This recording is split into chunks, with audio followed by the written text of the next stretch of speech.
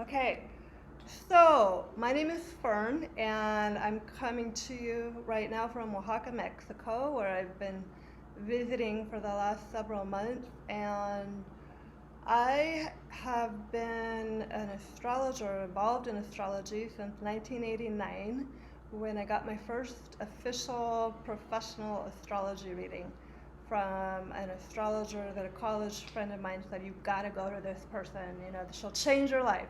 And sure enough, she did. So after getting my first reading from her, I just started, you know, taking in every astrological book,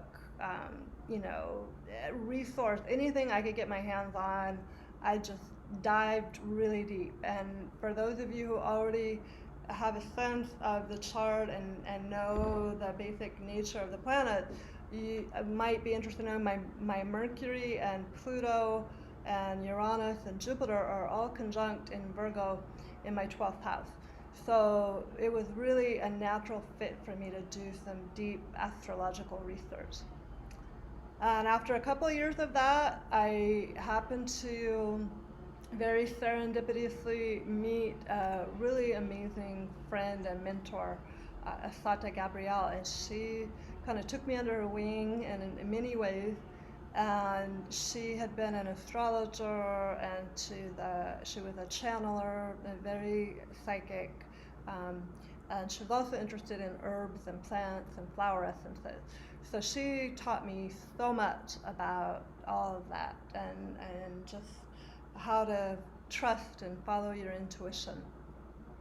And so I worked with her for a number of years. And then I started to, probably in about 1995 or so, I don't know, I've been studying for a while, and then I was like, I think I want to start doing readings for people and maybe make this a thing. And at that time, being an astrologer was different than it is now. Like, only in the last 5 or 10 years, astrology has really blossomed and become a lot more socially acceptable. But at the time, it was a little bit more of a struggle to say that's going to be my career path. So I decided to do the Virgo practical thing, and I studied to become an elementary school teacher and got my teaching credential and started teaching elementary school, and also started to slowly kind of grow my practice. And it was around that time I came across the work of Stephen Forrest, who some of you are familiar with, and I joined his Astrological Apprenticeship Program, and just continued with that for many years, and then became one of his master astrologers. And during that time, I also found other astrologers that I took classes from, attended monthly new moon meetings with Rio Oleski. For those of you who are from Sonoma County, you might know Rio. He's a long-term, great astrologer. He taught astrology at the JC for many years. I think he still is now at the Santa Rosa JC, and he was wonderful. So that's my lineage of astrology. And it was in about 2003 that I actually came out with my first marketing materials and website, and was like, okay, I'm gonna do this full time. This is gonna be my thing. And so as I went through that process, doing all the trainings and receiving mentorship, I learned a lot. But one thing that was missing from that whole piece was that I never really got any kind of a plan or a sense of definition, excuse me, about what are the steps that it takes to go from just beginning to when do I get to call myself a professional astrologer. I kind of made it up as I went along, and so I wanted to share that with you. It's something that, as I've been mentoring people in that pathway, they've asked me questions like, do you think I'm ready now? How many charts should I read before I start charging? At what point can I move from charging sort of the beginner's rate of practice charts to charging like a full amount, like a real astrologer kind of thing. So I thought about those questions, and the answer is this class. So I'm going to start a slideshow I've got for you, and we're going to go through the checklist. And like I said, I'm going to have some time for questions near the end, but if you have questions before that, please just go ahead and type them into the chat, and I will absolutely address those as we go along. Okay, so you've all seen my kind of mini roadmap, and how I've categorized it is that I think this journey begins with Mercury, where you learn the technical foundation for astrology, the ABCs, the language, how you turn the glyphs into understanding the meaning of the planets, the signs, the houses, the aspects, and the transit. And that, to me, you can't go into being in the Jupiter phase or the Saturn phase without having that technical foundation. That is key.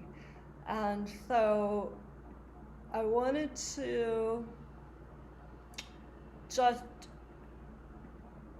go over that piece of it a little bit. This is the Mercury piece, and this is when I know some of you are much further than that, and some of you maybe have just begun. And so what I consider the Mercury piece is really having a solid understanding, having all of the glyphs memorized. And so when we're talking about the glyphs, those are the ABCs of the astrological language. Those, you can't skip steps with it, because without having the glyphs completely memorized for the planets and the signs and the aspects, it's really hard to get a true understanding of the chart. So I like to think of the glyphs as your sort of cosmic keys to unlock the mysteries of the universe.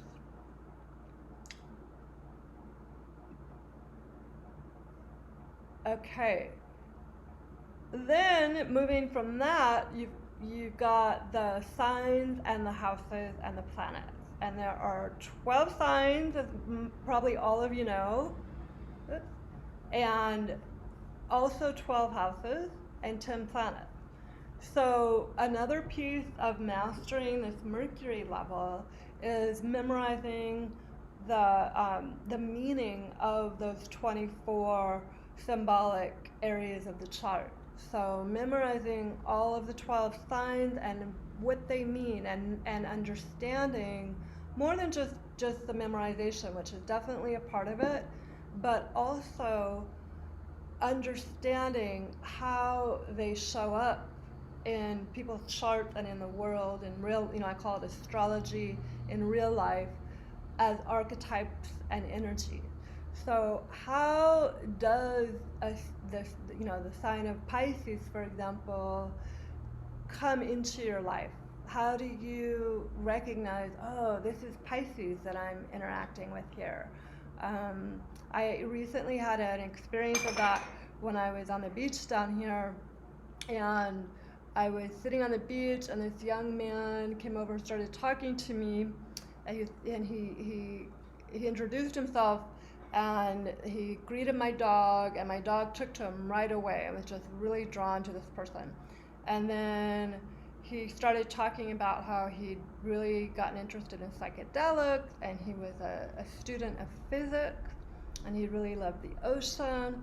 And I was like, oh my God, this is Pisces coming to spend some time with me.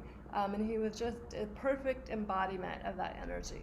So part of this Mercury level is really recognizing and seeing the astrology come alive in your life, and knowing how to identify it.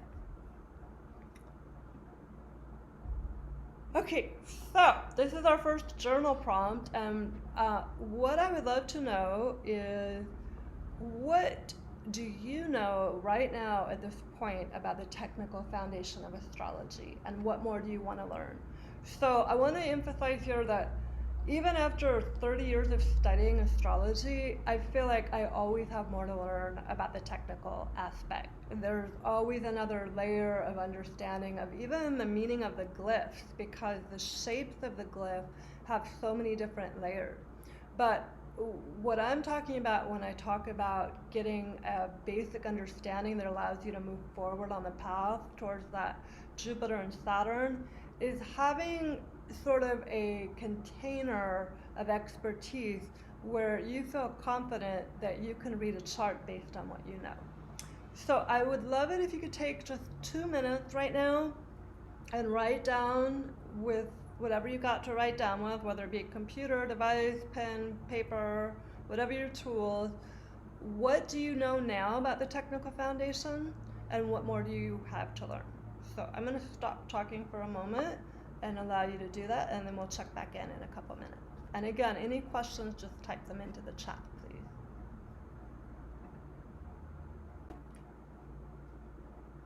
please. Okay, I think it's been just about 2 minutes, and feel free to continue writing if you have a little bit more to say.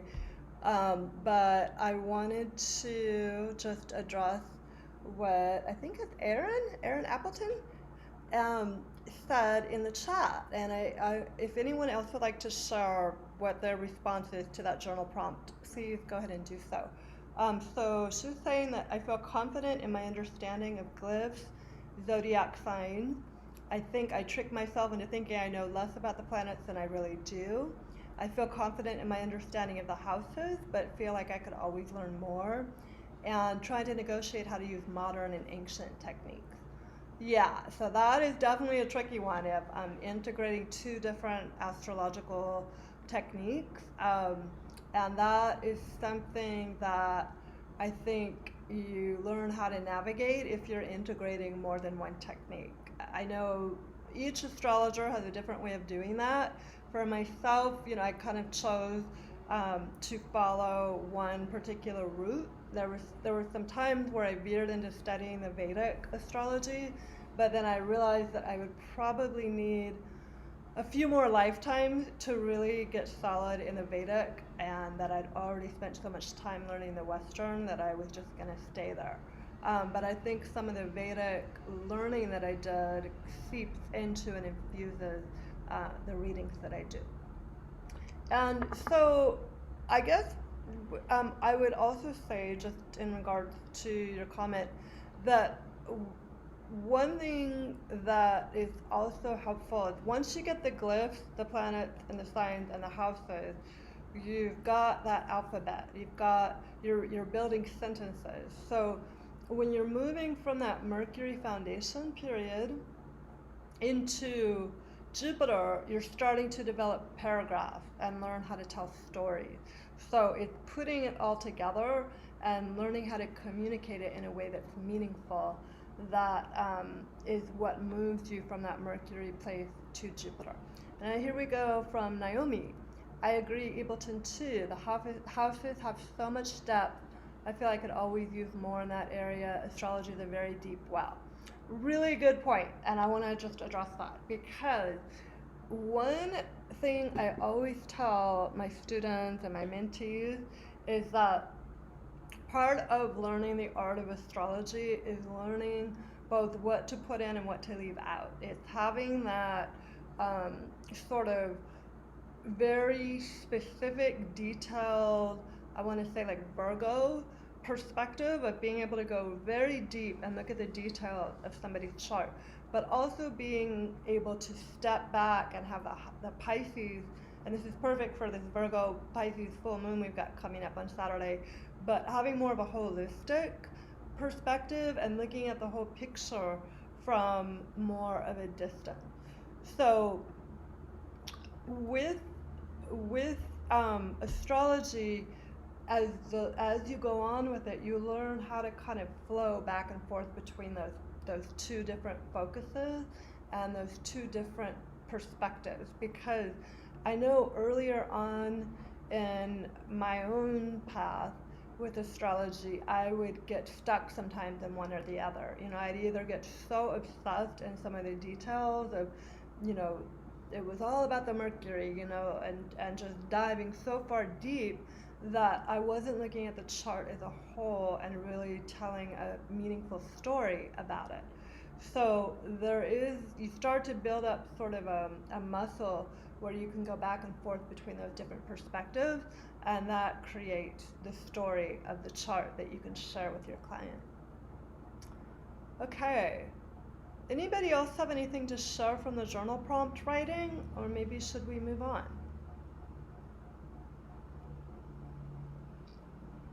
All right.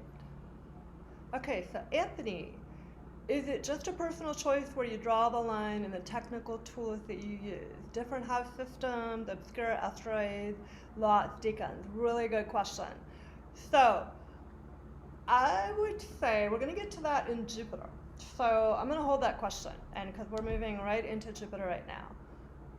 So once you've got that foundation of feeling comfortable, feeling like you can speak the language fluently enough that you can get by. You know, I'm here in another country right now, and my Spanish is, you know, un poquito, and I am feeling not so confident, but I will try different words, and I'll try to get my meaning across in one way or another with my limited vocabulary. My vocabulary is slowly getting bigger, and I'm practicing. So it's funny for me because astrology is so fluent now to be in a place where I'm speaking a different language and remember what that feels like. But when we get to Jupiter, you've got your vocabulary feels solid enough that you have got some meaning.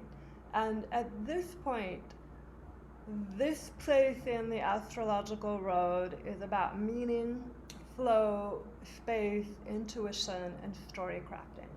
So the question that arises is, how do you set the stage? How do you craft the story?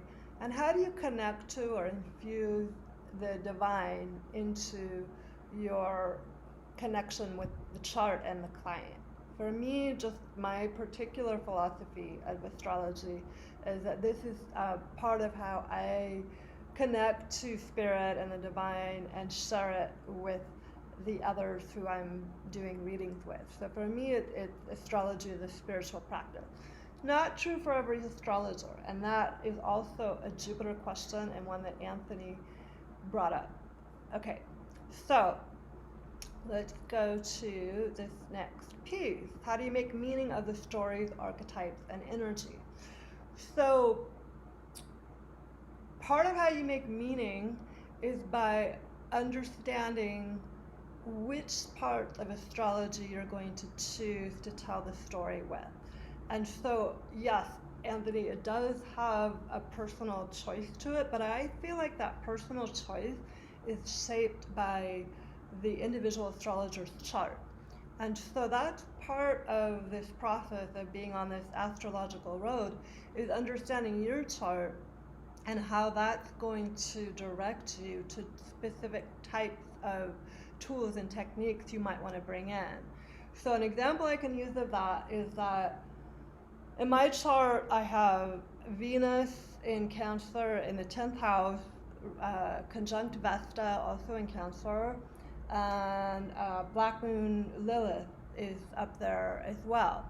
And so when I got into astrology, one of the things that really captivated me was the asteroids, because it felt like there was a feminine, more room for the feminine. And I had already been working for many years with, you know, the whole concept that there was a goddess as well as a god, and the feminine divine. And so when I found out that there was space for that in astrology, I was like, okay, this is my thing. And that was very much, I feel, shaped by me having Venus in Cancer or conjunct Vesta, part of my sacred purpose, to bring that into the world.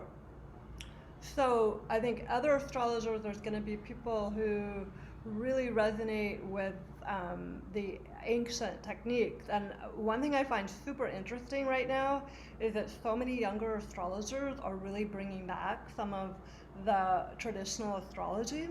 And I'm taking a segue here. I'm going to bring it back, but I feel like that has something to do with this generation that's got the outer planets in Capricorn, because Uranus in Capricorn in particular, because Uranus rules astrology, and we've got it in Capricorn. So there's this sort of renaissance of the old tools. So look at that in your chart. What is your chart nature, and how does that shape your niche and the tools you're going to use? So I hope that addressed your question. And I'm going to go back now to Jupiter again, and just so how do you make meaning of this language that you have learned to articulate? And how do you tell stories about the archetypal energies of the planets and the signs?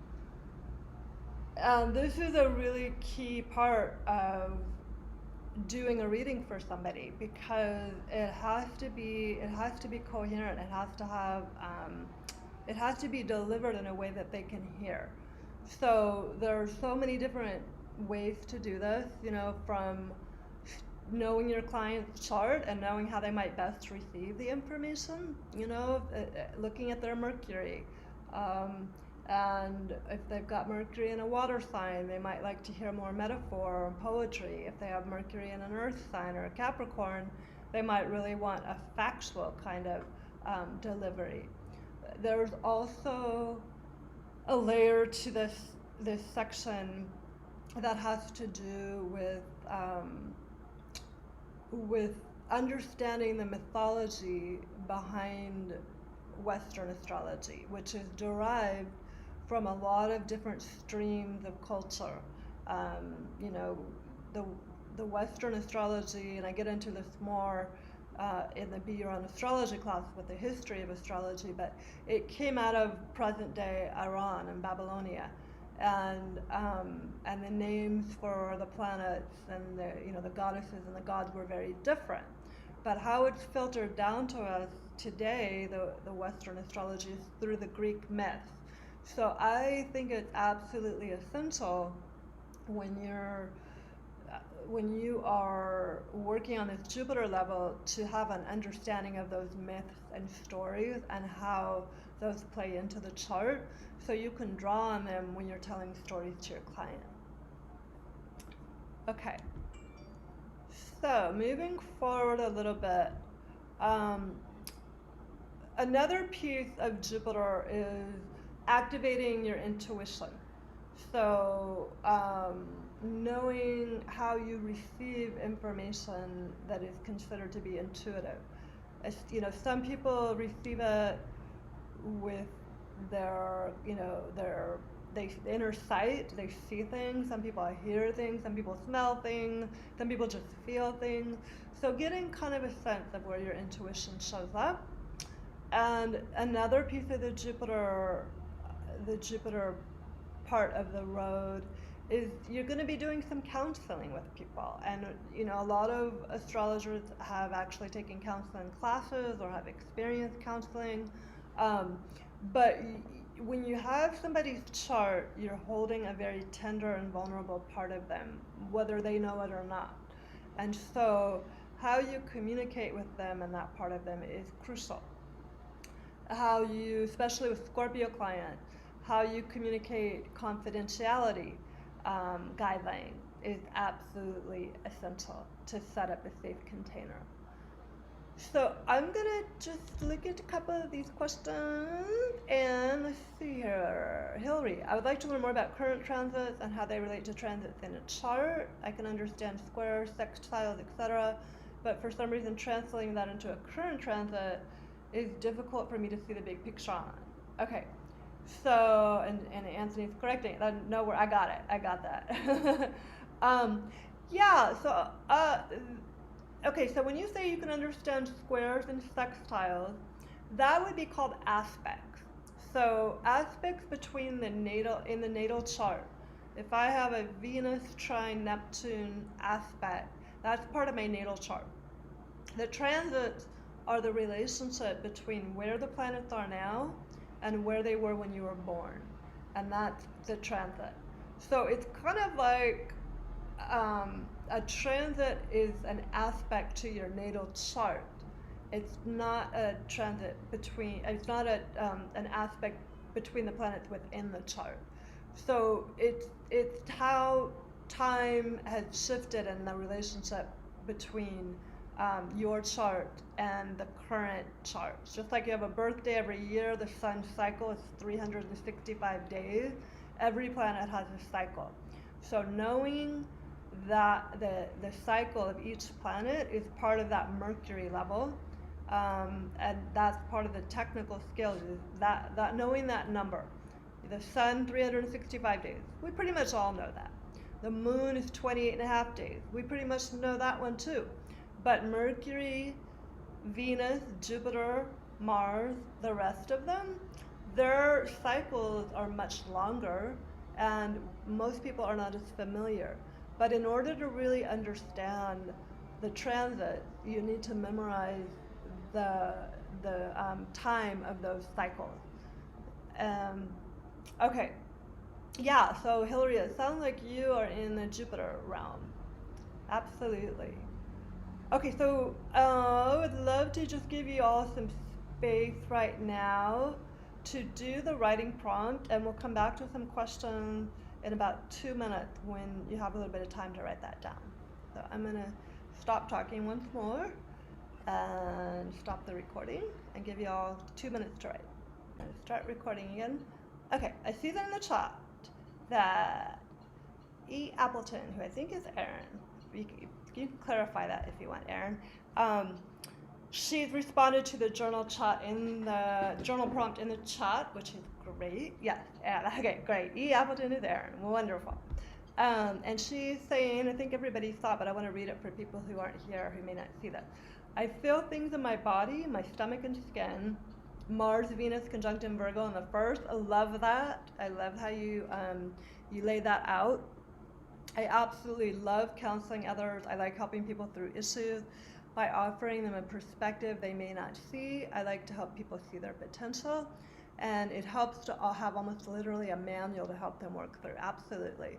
My Mercury is conjunct Jupiter in Leo in the 12th. I love teaching and empowering, especially in a spiritual context, which is often neglected in these days and times. Totally. Thank you for that share, Erin. That's wonderful. And one thing I would say to you that you might want to look into as you continue on your path as an astrologer is doing some astro drama. I think that would be perfect for your Mercury, Jupiter in Leo in the 12th, and it's so much fun. That's one thing. When I used to be able to do live classes, I love doing astro drama with people. So that may be a nice niche for you. Amy, I have a hard time differentiating my intuition from cerebral visions for the future that are holistic yet fairly defined. For example, setting intentions, seeing them through.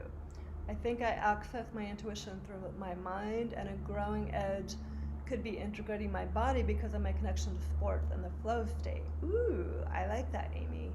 Yeah, and also, I like that what you said about the body. I think that's really true for you. And I know in your chart you have so much fire, and that all that fire is very athletic. And so I think almost to calm your brain down and be able to access your intuition, I thought that could be really powerful to set some kind of intention, to kind of receive information from your intuition before you do something physical, and then see what comes after.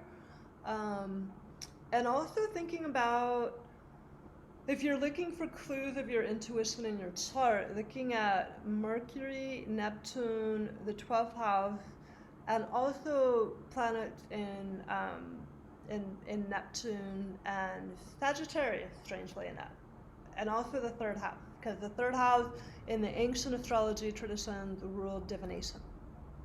Okay, Anthony, I feel like intuition is an element that differentiates an astrologer from astrological writing, because writing doesn't intuit how it may be perceived. An astrologer can speak with the client, get to know them a little, and create a reading around how that individual might best receive the information. Yeah, and actually though, I would challenge that because I see what you're saying. I think that there is a different kind of intuition that can come out with writing that you could sometimes channel information from the cosmos, from spirit that comes out into your writing. And it may be exactly what somebody needed to hear that day, even though you have no idea who that person is. But I think when you get what you're saying, when you're doing a reading with someone and you are in front of them and just getting that sense of them, that's a particular kind of intuition. That's like, feel it in your body. That's like reading their body language and just kind of receiving them. So I think that is something to just, you may be really skilled in that kind of intuition and that comes more naturally to you. Whereas somebody else, probably somebody who's got lots of Pisces in their chart, that would be overwhelming to have somebody sitting next to them. They may be safer receiving information through like automatic writing, just where they're writing it out. And I know some astrologers who only do charts where they will write it. They won't actually have an interaction with the client. I could never do that, but I know there are some astrologers that's the only way they can do it. So that again, it's getting to know your chart and how you best work with astrology, because there's room for astrology for everybody, I think. It's just knowing your chart and knowing how to connect. So yes, Tara, Jupiter and Scorpio in the third, feeling stuck in the details. Yeah, and again, intuition is like anything, it's a muscle. The more you practice it, the more it flows. And so I have developed a relationship with my intuition. I don't at all think it's flawless. I definitely think that that I trick myself sometimes of like, I think this is true. It's not necessarily true, but I've learned to let it flow and have a relationship with it that we work out pretty well together, me and my intuition. I appreciate it. Okay, yeah, Astrodrama. There are some great books out there. Just I didn't put that on the book list, but one I will just throw out to you now is I think her name is Anne Shermer, and if you just Google Astrodrama, some great stuff should come up. Okay, it's so much fun. And Capricorn in the third, Scorpio rising, and Scorpio moon. Bringing intuitive ancient knowledge back. Absolutely. Yes. So again, if you work out your muscles, they're going to get stronger. Same thing with intuition. One thing I want to, before we move into Saturn and wrap up, because my Mars and Sag in the third house is kind of getting a little bit, I've given it a little bit too much room here. So I talked more than I should. I wanted to move things along. But I do want to just make sure I say this about Jupiter. And Jupiter is really juicy. You can see we're like getting really expansive here. The planets are alive. The archetypal energy is alive. You will be feeling it as you have felt it, I'm sure, as you do reading. So let it be there, and then know when to say goodbye. That's part of what we'll be getting into next with Saturn is boundaries. But before we do, Jupiter. This is one thing one of my my recent mentees asked, who's launched their professional practice, is knowing how to begin and end a reading, knowing the flow. How do you start and how do you end? And one thing that's handy in that is knowing how to delineate a chart. Knowing a chart delineation is the structure for how you will go through the chart. And when I first started doing readings, having some kind of structure like that was really helpful. Now I tend to do a little more improv. I know when to go here instead of there. But when you first start, there are many different schools of chart delineation. The one that I learned and how I created my own outline, which I share with people in the Be Your Own Astrologer class, is that you starting with the planet that rules the ascendant. That's one way. When I can't see anything else, I will start there. That's like my home base. I always include the nodes because I'm an evolutionary astrologer, and that is something that Stephen Forrest, that's what his whole philosophy is pretty much around, and so that's something I believe in quite a bit as well. So I always include the north and south node in my readings. Not every astrologer does. So knowing that flow, knowing how you're going to set your space up, even if you're on the computer. I've got my crystals, I've got my essential oils, I've got my lip balm. I've got everything I need to feel like, okay, I'm in this container of astrological work now. So again, every astrologer is going to have a different thing that they need. Okay, so now we'll move into Saturn. Saturn is beginning to feel the sense of mastery. And any of you who have gone through your Saturn return or have a lot of Saturn influence in your chart, or just feel like Saturn, you know that Saturn takes practice and work and commitment and focus and discipline and all those Saturnian type words. Saturn involves creating the container, creating the boundary. So when you get to the Saturn bend of the cosmic road, this is the place where you have developed a sense of mastery because you've done the work, you paid your dues, and this is a place where you start to develop your astrological niche because you know your chart at this point. One of my tests that I do before I say, okay, you're off, go fly, little astrological bird, is I want to know, do you know every degree of every planet in your chart? Because if you don't know every degree of every planet in your chart, how are you going to be able to calculate the transits that are happening as they happen? If, like right now, I know that the full moon on Saturday, that it's at 8 degrees of Virgo and Pisces. I know that my sun is at 3 degrees. So I know this full moon's affecting me. If I didn't know those degrees, I wouldn't know that. And how can I be useful to my client? So there's a certain amount of accountability that you go through as you get to the Saturn road. And knowing your chart is a big piece of that. Practice. Practice makes perfect, and Saturn's all about practice. So doing a certain number of practice sessions before you take out. I suggest at least 30. At least 30 full chart readings where you get feedback. And this is something that my students have done. And some of my really, earthy Capricorn students, they have like feedback forms all ready to go. So they give those to their clients, their practice clients, and they get feedback before they go out and start charging. What are your ethics? What's your integrity around doing this work? Because it can be a really woo-woo profession where people do all kinds of wacky shit. And for myself, I like to really take it seriously, and I feel like that's really paid off for me because people trust me and they come back. I am so lucky to have people coming back for 15 plus years every year. That's an amazing gift. Continuing education, continuing to learn, always being the student while you're being the teacher. And building community with other astrologers is so essential. One of my mentees, who's a professional astrologer, just launched her practice. She's got a small, kind of like a therapy group where people get, therapists have a group that they go to get feedback from other therapists. That I have a colleague that we bounce, confidentially, clients charts off each other. We talk about our own transit. You need that. It's super important.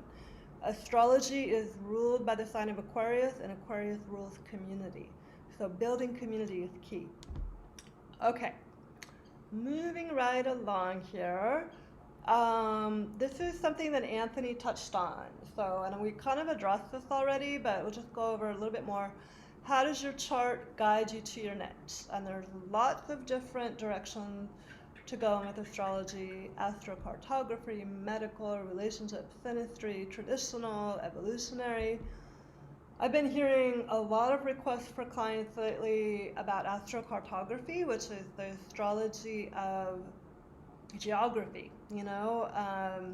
And my friend and colleague Jessica Shepard, she's been really getting into astrocartography after being an astrologer for 20 plus years. This is her latest kind of area of interest, and she's been teaching me about it. But I love to learn from her, but it's not my niche. It's not my thing. I'm not going to become an astrocartography astrologer.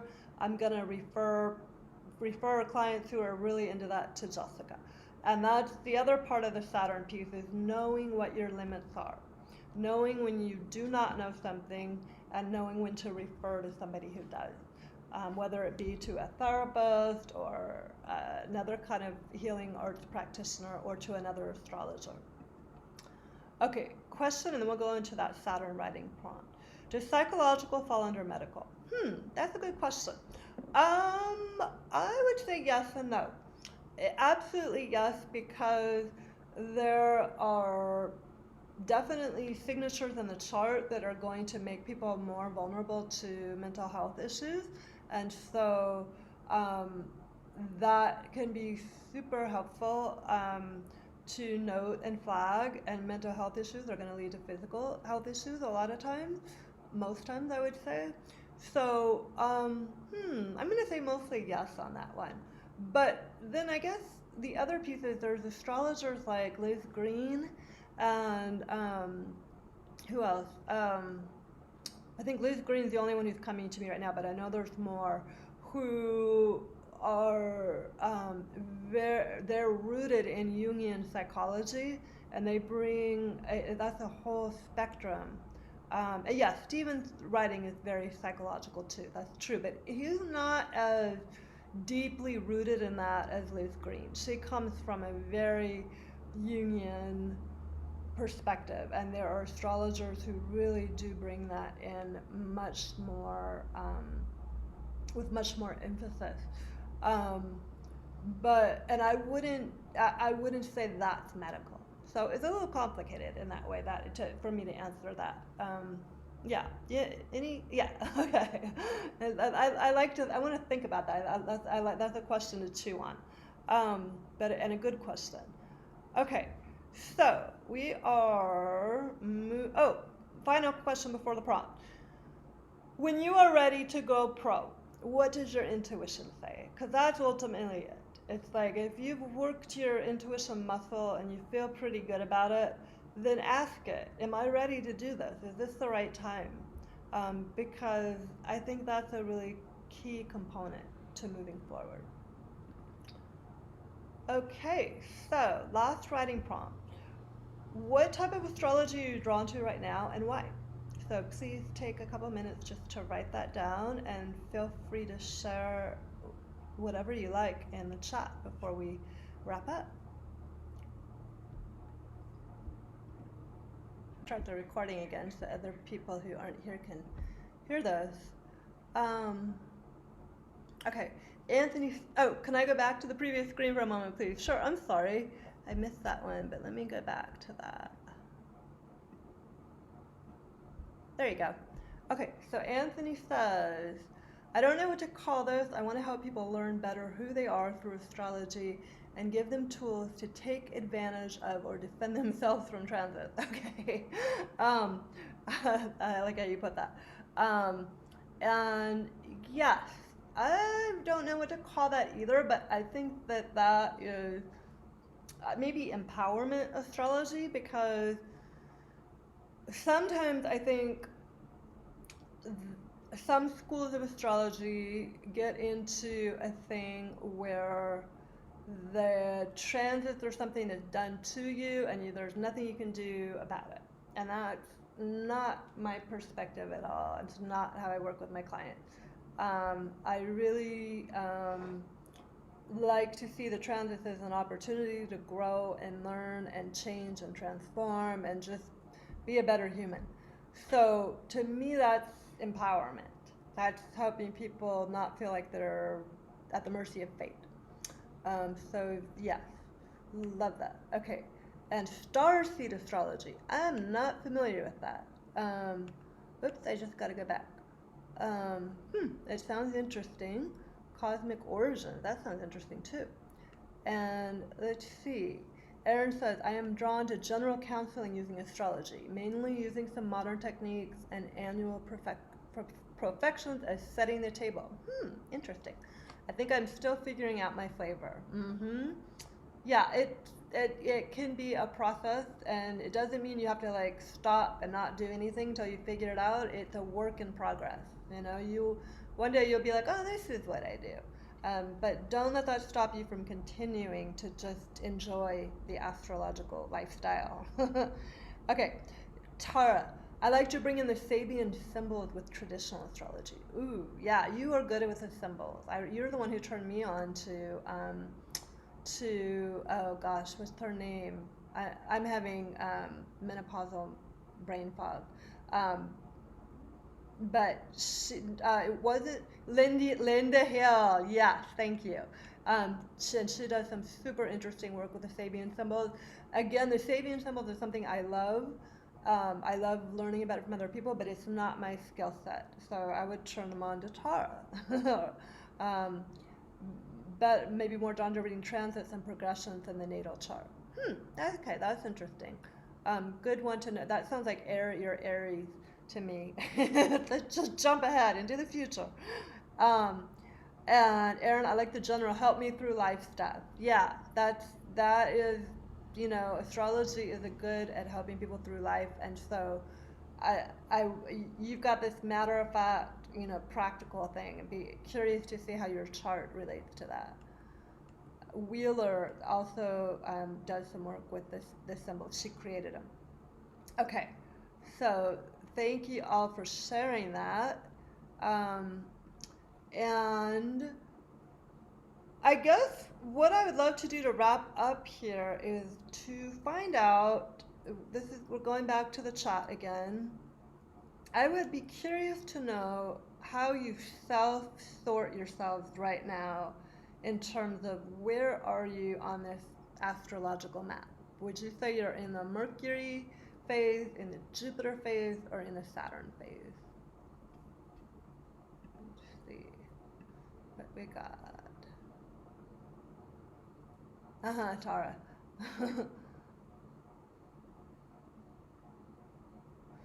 Yeah, one thing I could say about that, Tara, is you say, I think I'm hesitant to try to define people or tell a story of who they are based on their natals, whereas as it's easy to see what's going on for them presently, upcoming, is, and that's so Aries too. Don't want to define anybody or lock them in. Let them express themselves as they are. But you can use what's present and upcoming to go backwards and help them figure out who they are. Because how people respond to their transit gives a very in-depth understanding of the natal chart and how they've chosen to work with it. Because you can have two people born on the same day, same time, astrological twins, and they will live that chart out differently because of their free will. So knowing how somebody has worked through a transit in the past gives a sense of how they work with their natal chart. Cool, I'm glad you like that. Okay, so let's go back and see people are saying where they are right now. Aaron says, I think there are parts of me that are still in Jupiter, but some parts that are very much in Saturn. Okay, and Naomi, I'm a blend of Jupiter and Saturn. Not everything is crystal clear for me until I really embody the learning. Aaron, I know every single degree of my chart. Wonderful. I feel confident in where I stop and start in terms of my knowledge and skill set, but I'm still finding my flavor and definitely communicating a story coherently and seeing how I can reach the client well. Amy, I am in Jupiter, ready to develop my style and approach based on a deeper understanding of my chart and a new appreciation for the square I have between Mercury and Pisces in the 11th house and Uranus in Sag in the 8th house, Saturn and Sag in the 7th. Great.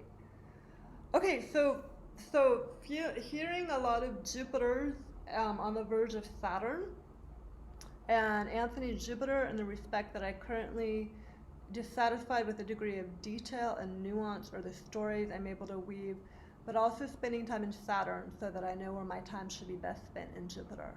Great. Yeah, very good. So I'm feeling a lot of Jupiter on the edge of Saturn.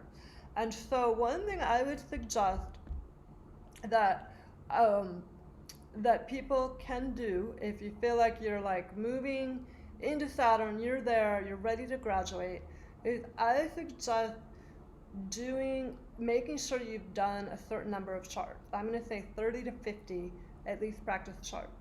I also want to suggest that you get at least 5 readings from other astrologers in different niches, different styles, so that you get a sense of how 5 different astrologers, professional astrologers, weave and tell the story. And okay, so that would be some of my suggestions. And we've done that, and it sounds like most of you, I'm not feeling a lot of Mercury's here, but people who are in that Mercury and Jupiter phase might be your own astrologer class, is the class to address that place of getting your technical skills solid and developing your storytelling, your astrological storytelling.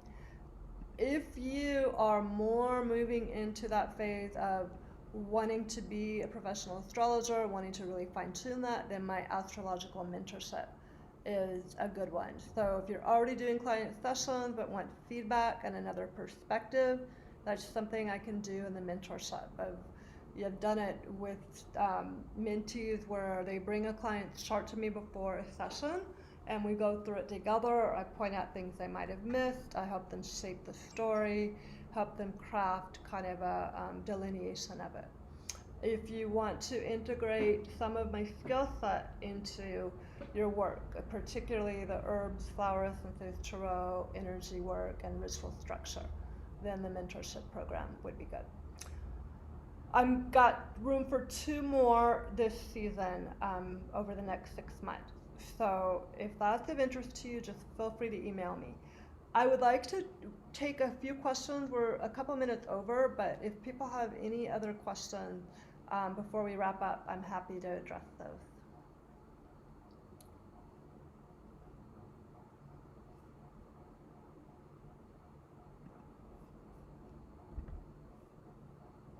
You're very welcome. Absolutely. That it sounds like not seeing other questions. So I will just let you know that I will upload this. Oops, going back here. Okay. Okay, so one question here. Do I have a list of astrologers? Yeah, right. That I would recommend getting readings from. Okay, yes. And let's see. I'm trying to think of like what you want, and feel free for folks who need to go ahead and take yourself off. I'm gonna keep talking to Anthony on this one.